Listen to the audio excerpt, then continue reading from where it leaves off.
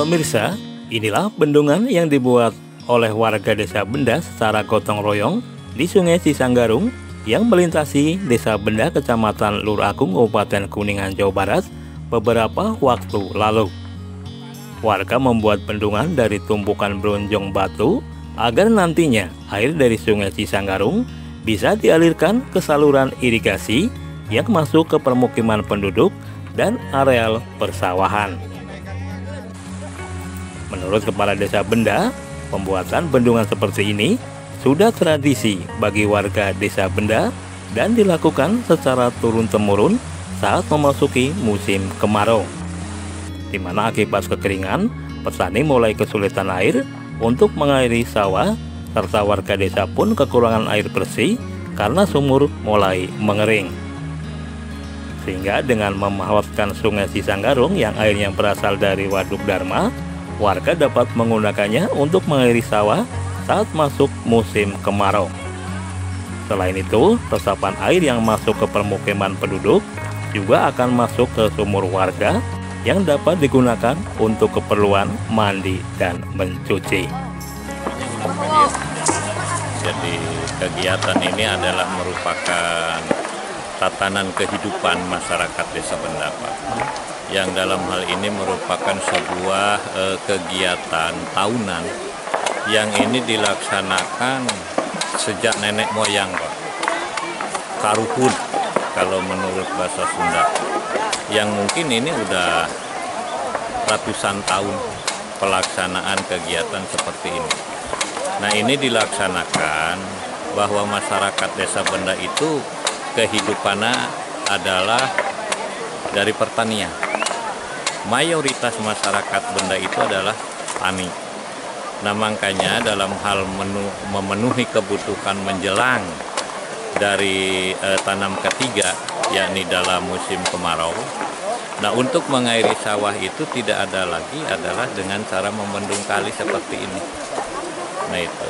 Nah, ini terpakai dalam satu musim, Pak. Satu musim, yakni dalam musim kemarau. Nah, itu. Jadi semua masyarakat ini turun ke kali, dan dengan situasi pelaksanaan secara manual, Pak.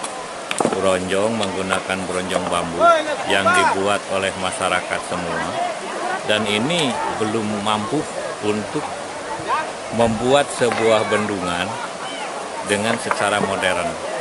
Sedangkan untuk pembuatan bendungan tersebut, warga menggunakan lebih dari 300 bronjong bambu yang diisi dengan batu. Dilakukan secara gotong royong dan swadaya warga yang melibatkan hampir 1000-an orang dan dikerjakan selama kurang lebih 3 hari. Sedang untuk membuat bronjong bambu diperlukan kurang lebih 700 batang bambu yang diambil dari perkebunan warga untuk membuat bendungan yang akan digunakan selama musim kemarau mendatang. Ya, ini kan kegiatan masyarakat, tentunya ini kegiatan ini untuk kelangsungan masyarakat dalam segi pemanfaatan sumber daya alam termasuk air ya. Intinya untuk kebutuhan masyarakat itu untuk rumah tangga dan paling pokok untuk kebutuhan pertanian yang ada di desa.